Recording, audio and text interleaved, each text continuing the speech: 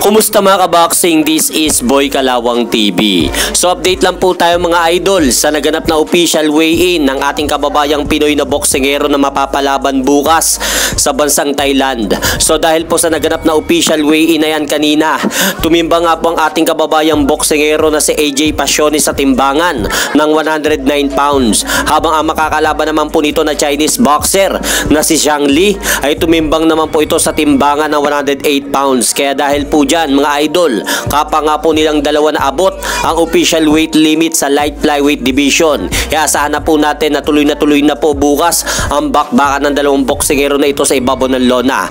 At nakataya po para sa magaganap na laban na yan ang titulong WBA Light Flyweight Championship title. At bago po muna mga idol maglaban ang dalawang boksingero na ito para bukas, may kartada po muna ang Chinese boxer na si Zhang Li na 9 wins, 2 losses, 2 draw with 4 knockout. Habang ang ating kababayang Pinoy na boksingero naman po na si AJ Pasiones ay may malinis naman po itong kartada sa boxing na 9-0 with 5 knockout. Kaya suportahan po natin mga idol si AJ Pasiones sa kanyang laban para bukas sa bansang Thailand na makuha po nito ang titulong WBA Light Flyweight title sa laban. At sa kabilang banda naman noong Sabado, December 21, napalaban si Leonard the Matrix Sarcon kontra sa kanyang kapwa Pinoy na boksingero na si Jason Dogelio sa lugar ng Kalinan, Davao del Sur.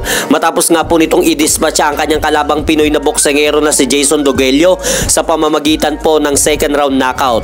At napanatili pa rin po nito ang kanyang malinis sa kartada sa boxing sa 13-0 with 5 knockout. Habang nalasap naman po mga idol ni Jason Dogelio ang kanyang ikalabing isang talo sa kanyang professional boxing career dahil bumagsak na nga po ang kartada nito sa 10-11 with 3 knockout. At hanggang dito na lang po muna ang aking update sa mga kaganapan sa mundo ng boxing. At syempre mga idol, huwag nyo rin pong kalimutan, pakisuportahan nyo naman po muna ang ating munting channel. Maraming salamat po at maligayang Pasko po sa inyo mga idol.